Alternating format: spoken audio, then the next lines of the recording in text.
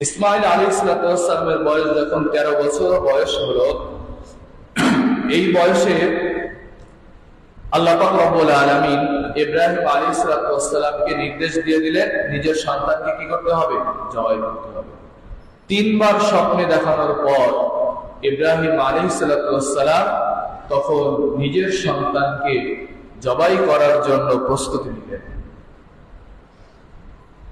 ইব্রাহিম আলাইহিস সালাম নিজের সন্তানকে নিয়ে যখন রওনা হলেন এবং সন্তানকে বলে দিলেন, সন্তান, আল্লাহ পাক রব্বুল আলামিনের কাছ থেকে নির্দেশ এসেছে তোমাকে জবাই করতে হবে, তোমাকে কোরবানি করতে হবে। এখন তুমি কতটুকু প্রস্তুতি রয়েছে? তখন ইসমাইল আলাইহিস সালাম বলে দিলেন, হে আমার পিতা, আপনাকে যে নির্দেশ দেওয়া হয়েছে এটা পুঙ্খানুপুঙ্খানুভাবে আপনি এই আমল করবেন। সাতাজিদুনি ইনশাআল্লাহু মিনাস সাবিরিন। আর এর সাথে আমি আপনার সাথে আমল করব। এই কোরবানি, এই জবাইয়ের ক্ষেত্রে আমাকে আপনি অবশ্যই ধৈর্যশীল পাবেন, আমাকে বিন্দু মাত্র আপনার সহযোগী হিসেবে পাবেন না এমন নয়। অর্থাৎ আপনি কোরবানি করবেন, আমি নিজেই প্রস্তুত। ইসমাইল আলাইহিস সালাম বলতেছেন যে আমি নিজেও প্রস্তুত, আমাকে আপনি কোরবানি করবেন এটা কোনো বিষয় নয়, আমি নিজেই প্রস্তুত রয়েছি।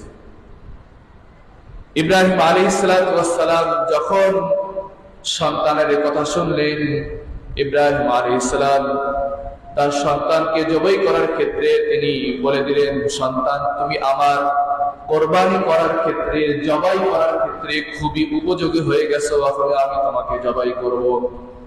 তাফসীরের কুরতুবের ভিতরে লেখা হয়, ইসমাইল আলাইহিস সালাম তখন বলেছিলেন, আব্বাজান, আপনি যখন আমাকে জবাই করবেন, আপনি যখন আমাকে কোরবানি করবেন, আমার হাত পা ভালোভাবে বেঁধে নেবেন যেন আমি শর্টফট না করি।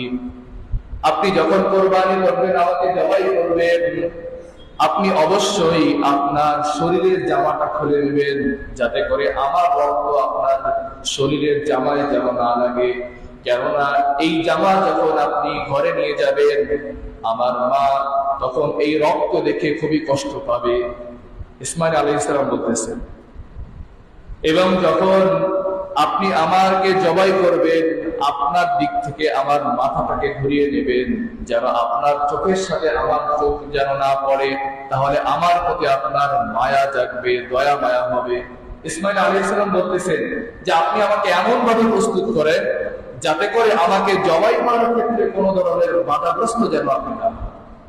সুবহানাল্লাহ। এমন ভাবে ছুরিটাকে ধার করে নিন, আব্বা যান, আমাকে খুব তাড়াতাড়ি যেন আপনি জবাই করতে পারেন, আমি যেন খুব তাড়াতাড়ি মৃত্যুবরণ করতে পারি। সুবহানাল্লাহ। যেমন পিতা তেমন ছেলে, যেমন বাপ তেমন বেটা। ইসমাইল আলাইহিস সালাম খুবই প্রস্তুত। এবার যখন ইব্রাহিম আলাইহিস সালাম যখন কোরবানি করবেন, তাফসীরে কুরতুবের ভিতরে লেখা হয়, আল্লাহ পাক রব্বুল আলামিন ওই ছুরির ধারালো স্থানে আল্লাহ তাআলা তামা লাগিয়ে দিলেন। কি দিয়ে লাগিয়ে দিলেন? তামা। 3 বার জবাই করতেছেন কিন্তু জবাই হচ্ছে না। তাফসীরে যেটা লেখা হয়েছে, তাফসীরে কুরতুবের ভিতরে, ইব্রাহিম আলাইহিস সালাম যখন দেখলেন জবাই হচ্ছে না, আল্লাহর নবীর ছেলে ইসমাইল আলাইহিস সালাম তখন বললেন, হে আমার পিতা, আপনি আমাকে জবাই করার ক্ষেত্রে কোন প্রকার আপনি আমার প্রতি দয়া মায়া দেখাবেন না। তারপর বলতেছে যে আপনি দয়া মায়া দেখাবেন না, আপনি জবাই করে যাবেন। যখনই জবাই করবে, ঠিক তখনই 3 বারের পর যখনই আবার ছুরি দিয়ে যখন জবাই করবে, আল্লাহ পাক রব্বুল আলামিন নির্দেশনা আসলো কি, قد صدقت الرؤيا إنا كذلك نجزي المحسنين। আল্লাহ পাক রব্বুল আলামিন বলে দিলেন, হে ইব্রাহিম, তুমি তোমার স্বপ্নকে সত্য হিসেবে পূরণ করেছো, তুমি বাস্তবায়ন করেছো, তুমি বিজয়ী হয়েছো, তুমি সফলতা অর্জন করেছো।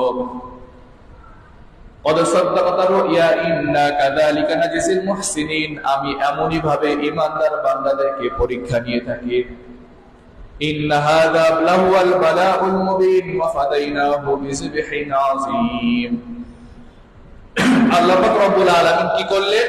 একটা দুম্বা সেই স্থানে আল্লাহ পাক রব্বুল আলামিন পাঠিয়ে দিলেন।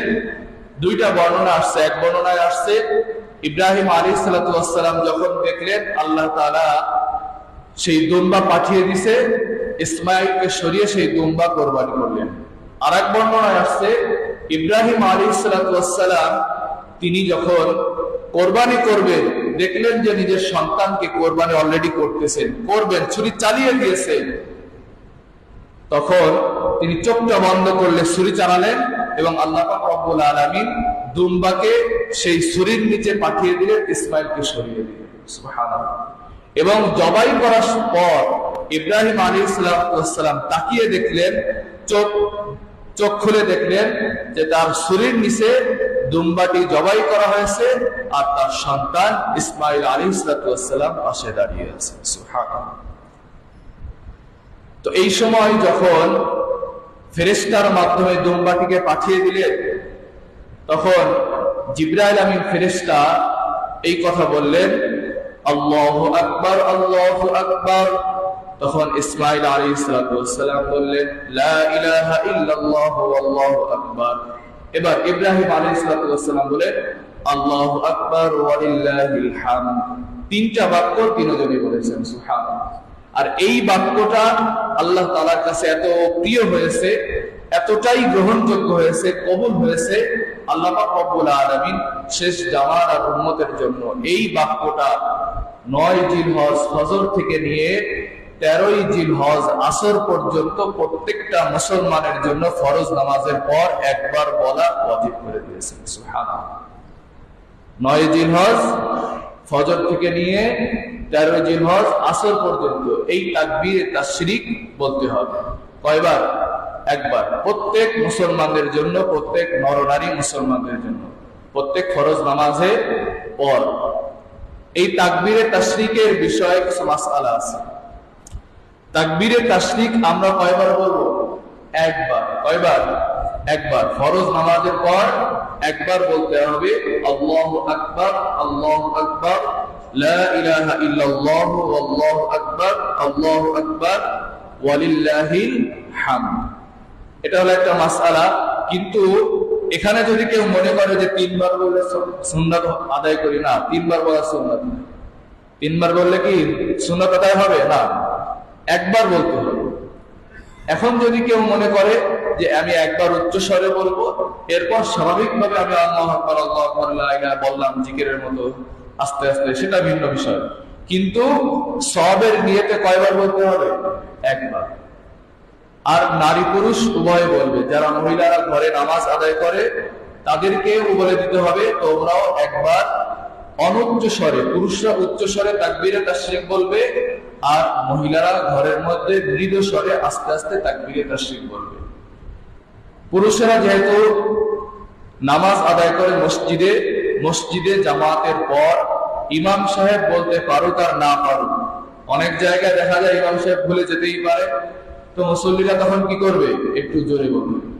ইমাম সাহেব বলতে ভুলে গেছে, এখন তখন মুসল্লিরা মনে করলো ইমাম সাহেব বললো না, আমরা বলতে পারি না। এমন না, এখানে সবাই বলার জন্য সবাইকে বলতে হবে, একটু আওয়াজে বলতে হবে। আর মহিলারা আস্তে বলবে। মহিলাদের ক্ষেত্রে দেখা যায় তারা অনেক সময় নামাজের পর ভুলে যেতে পারে প্রথম, তাদেরকে বলে দিতে হবে যে বাম সাইডে সালাম ফিরানোর পর দেয়াল বা যা কিছু আছে সেখানে একটা ইশারা বা ইঙ্গিত রেখে দেওয়া যে আমাকে নামাজের পর একবার এই তাকবীরে তাশরিক করতে হবে। আর একটা মাসআলা হলো, এই তাকবীরে তাশরিক যদি আপনি নামাজের পর বলতে ভুলে গেলেন, মনে করেন আপনি একা নামাজ আদায় করলেন, তাকবীরে তাশরিক ভুলে গেলেন, এরকম হয় না? এখন কি তার আবার পরবর্তী থেকে আদায় করতে হবে? একা নামাজ আদায় করলেন, নামাজ শেষ, হাঁটাচলা করতেছেন, তখন মনে পড়লো হঠাৎ আমি তাকবীরে তাশরিক করি নাই, এখন কি হবে? তার উপর আবার যে করতে হবে এমন বিষয় নয়। তাকবীরে তাশরিক আবার কাজা করতে হবে এমন নয়। আপনি যেখানে নামাজ শেষ করলেন সেখানেই নামাজ শেষ করার পর ওযু থাকা অবস্থায় আপনি তাকবীরে তাশরিক পড়েন। যদি কোনো মাসবুক ব্যক্তি হয়, জামাতের সাথে নামাজ আদায় করতে শুরুতে পারেনি, এক রাকাত হয়ে গেছে, সে নামাজ শুরু করলো ইমাম সাহেবের সাথে, কিন্তু সালাম ফিরানোর পর সে আবার কি নামাজে দাঁড়িয়ে গেছে। সে কি করবে? তার নামাজ শেষ করার পর সে তাকবীরে তাশরিক করবে।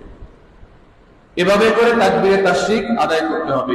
আপনি মসজিদ থেকে বের হয়ে গেছেন, মনে পড়লো যে আমার তাকবীরে তাশরিক হয় নাই, কি করি? আবার যাই মসজিদে? না, আপনার জন্য আর এখন সময় নাই, সুযোগ নেই যে আপনার তাকবীরে তাশরিক আবার মসজিদে এসে ওযু করে আবার করতে হবে। না, যখনই নামাজ শেষ করলেন তখনই তাকবীরে তাশরিক আদায় করতে হবে।